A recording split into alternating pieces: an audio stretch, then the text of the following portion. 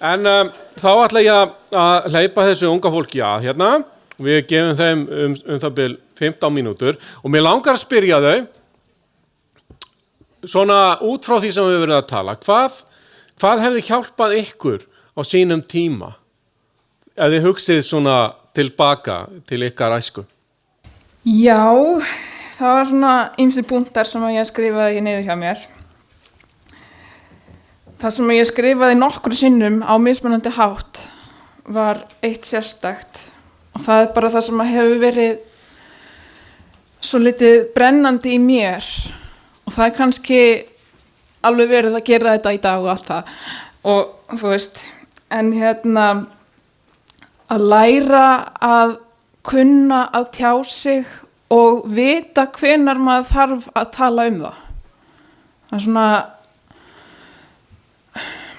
Ég til dæmis fór til skólasálfræðings og í nokkra tíma þegar ég var 12 ára og svo 4 árum seinna hann segir að það sé ekkert að, bara fín stelpa sem er bara frábært, en 4 árum seinna er ég í 4 mánuði á BUGL í bullandi bara ranghugmyndum á kvíðakasti og ég veit ekki hvað og búin að vera á örorku síðan ég var 19 ára og ég er 32 ára í dag, þannig að þú veist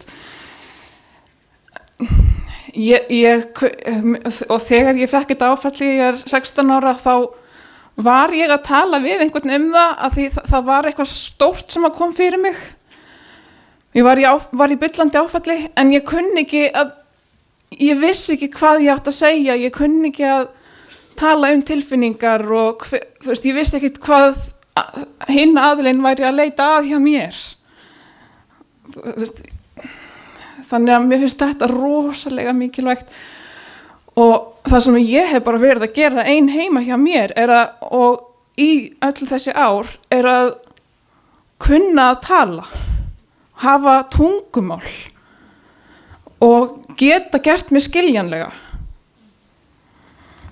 Svo var annað að mér datt í huga að það var svona einn punktur hjá mér að hafa aðila í skóla eða bara svona, þú veist, það gæti verið annar krakki sem er paraður með þessum krakka á réttan hátt eða þjálfaður sjálfboðaliði hjá Rauða krossinum eða eitthvað, einhver sem er svona vinur eða ráðgjafi, einhver með orðið sponsor sem maður getur einhvern veginn bara svona alltaf talað við og það sé ekki alltaf þarf að panta tíma eða þú getur komið 5:00.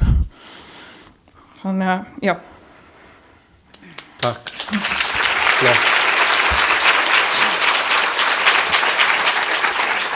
Ef ég má aðeins halda áfram út frá þessu komin og sem að tala með að hafa tungumál, að hafa einhvern til að tala við, að hafa einhverja leið til að koma þér á framfæri.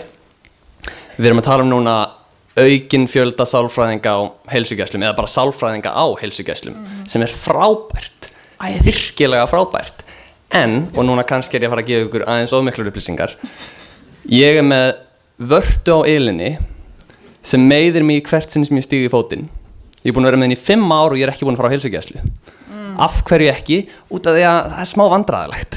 Það er erfitt að vera með vört á ilinni, þetta er persónulegt, mér líður eins og að ég þurfa að deila einhverju sem ég vil ekki deila með aðila sem ég þekki ekki. Ef ég get ekki farið á heilsugæslu við vört á ilinni, þá er ég aldrei að fara á heilsugæslu vegna þunglindis. Ég er ekki að fara að taka það skref.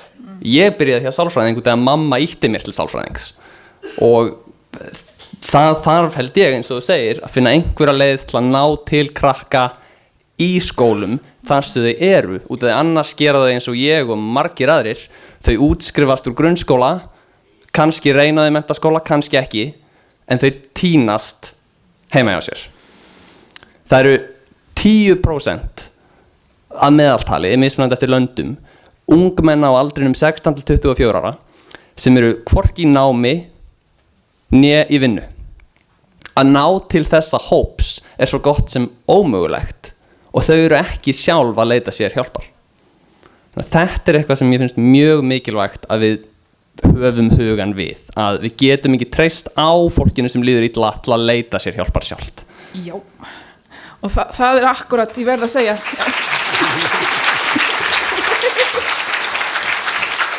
Það akkurat það sem ég að tala með að læra að kunna að finna þetta fyrst hjá sér til þess að geta leita sér, til þess að finna svona dræfið til þess að fara og leita sér hjálpar.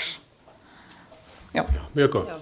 Fanney, hvað segir þú, hvað hefði hjálpað þér? Það sem hefði hjálpað mér mjög mikið, það þetta hljómar voru einfalt, það fræðsla til foreldra, það hljómar ógeðslega basic og við ættum að vera að því, en allavega þegar ég var yngri og ég veit til þess að vanti ennþá upp á í dag að það að fræða foreldra og fjölskylduna vandann sem að barnið gangi gegnum, og með því að fræða foreldra, þá aukum við líkurnar á því að foreldri geti aðskilið barnið sitt frá einkennum vandans, eða skiljið hvað ég meina. Og ef foreldri aðgreinir barnið sjálft frá einkennum vandans, þá eru meiri líkur á að barnið sjálft gera það. Því það rosalega sorglegt að heyra barn segja ég er alltaf óþekkur, ég kann ekkert að læra, eða skiljiði, af því það fyrir að samsvara sig eitthvað við vandans eða að glíma við. Þannig að mér finnst að aukin fræðsla til foreldra sé alveg ótrúlega mikilvæg, og þá getum við einhvern veginn aðstoða börnin við að horfa á sjálf sig og takast á við vandan og yfirstíga hann.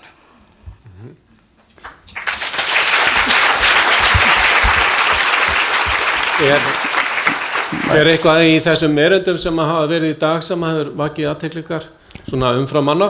Reynda merkilegt út frá því sem hún varst að tala núna þannig. Heyrðu það sem hún sagði rétt áðan með flóttamanna, að foreldrarnir áttuðu sig ekki á því að börnin voru hrædd út af þessu. Mér finnst það merkilegt, þannig eins og við segir, foreldrafræðsla, greinileg þörf. Bara heyrum það á seinustu 10 mínútunum. Einmitt. Mér fannst alveg frábært að heyra ungbarna geðheilsu. Mér fannst það bara æðislegt. Og myndbandið, ég hef eftir að horfa á þetta mjög oft. Ég fannst sálfræðivaktin. Það stóð svona, hjá Agnesi stóð sálfræðivakt og spurningamerki. Mér langaði að taka spurningamerki og setja upphrópunarmerki. Því það alveg, mér finnst það frábær hugmynd og mikil þörf á því. Ég er að spá að hringi í heilsugæsluna mánaðarlega núna. Hvað segir, sálfræðivaktin ekki fara? Mjög gott.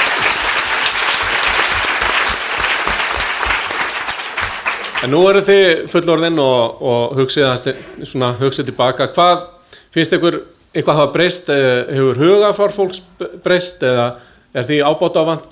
Hvað finnst ykkur það? Mér finnst ýmislegt að hafa breyst til batnaðar, sko. Þótt að það auðvitað er alltaf hægt að bæta eitthvað. Ég get alveg verið sammála því að margt hefur breyst. Gífurlega margt, ég meina hvar var 400 manna ráðstefnun barnageðheilbrigði fyrir 20 árum skiljiði, það var áttið alveg mikið við þá, en umræðan hefur skapast síðan. Þannig að ég held að sé ekki spurning. Bara vitundavakningin á öllum þessum sviðum, og ef við skoðum öll stærstu úrræðin í dag, ég veit ekki, Geðhjálp er stofnað 1979, Geysir var að verða 18 ára, Hugarafl er 15 ára, því allar þessar stofnanir eru 20, 30, 40 ára. Þannig að greinilegu munur. Já. Mér finnst líka verið að byrja að horfa meira á fjölskylduna sem heild. Það er eitthvað, er ekki núna. Mér finnst að byrja að horfa meira á fjölskylduna sem heild núna. Mér finnst að gera meira því okkur vantar klárlega að auka það. En í staðinn fyrir að horfa alltaf bara barnið, úlingurinn eða manneskjan með vandan, það er vandamál, hann þarf að vinna í því. Það finnst mér meira að vera að fara að horfa á einhvern veginn alla í fjölskyldunni, og mér finnst að það ætti að þróast klárlega áfram og styrkjast meira. Það verða kannski spurningar á eftir en þið getur líka nálgast þau á eftir í matnum eða á ráðstefnunum og spurt meira út í það sem þau hafa verið að pæla. En svona lokum, þá langar mér bara að gefa þeim lokaorðið ef þið gætu sagt eitthvað frá eigin brjósti hvert og eitt. Við vorum búin að tala um það. Mig langar actually að biðja greiða. Við vorum svolítið að rétta upp hendur á hann. Mig langar að biðja alla karlmenn til að rétta upp hendur. Já, ég held að þetta nái ekki 5%. En ég meina pælið í þessu. 15 karlmenn af 400 þáttakendum. Við klöppum fyrir þeim. Vegna þess í alvörunni. Já. Í alvörunni. pælið í þessum mun að kallmenn ekki að mæta. Af mælendunum hérna í dag, það eru 26 mælendur og þá er ég að telja með okkur 3 og ég er að telja með fundastjóra og það eru 6 kallmenn. Í Bataskólanum, þar sem ég er jafningjafræði, er mikill meiri hluti nemenda kvenmenn. Einhvern veginn, fyrst við erum að tala mun á menningu, einhvern veginn er ennþá til staðar þessi kallakúltúr að hundsa að þetta sé til. Ég veit ekki hvað það er, ég hef ekki svarið, en ég veit það að ég ólst upp með einstæðri móður og ég held að það hafi hjálpað mér að takast á við þetta, það hafi hjálpað mér að viðurkenna að ég hafi við einhver geðvandamál að stríða. Ég fór á Hellisbúan daginn og ég held að þessi mesta fræðsla sem ég hef fengið hvað það þýðir að vera karlmaður á minn ævi. Þannig að það eru mín lokaorð. Takk hérlega.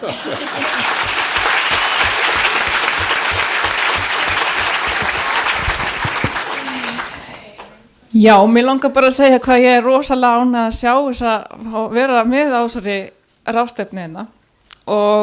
En það er eitt sem ég bara pínu lítið langar svona að segja frá þótt að það kannski tengist bara inn á geðheilsu almennt. Og það er höfundur sem ég langar til þess að deila með ykkur.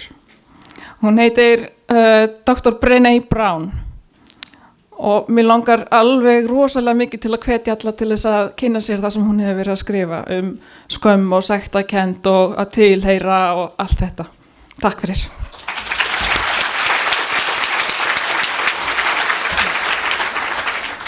Já, ég glemdi reyndar undirbúa lokaorð, en en sem sagt, ég kannski fæði að segja bara að ég er notandi hugarafli og mér langar þess vegna kannski að segja bara í lokin svona hugmyndafræði sem hugaraflin er eftir að það er valdefling einstaklingsins og að bati er mögulegur fyrir alla og mér finnst það svo mikilvægt sérstaklega þegar kemur að börnum og unglingum að það er erfitt að fá á sig einhvern stimpil, það er erfitt að finnast maður að vera svona eilífu að finna einhver trúi á sig að það geti orðið svo miklu meira, það geti orðið hvað sem er. Þetta er miklu mikilvægara en við leyfum okkur ofta að hugsa.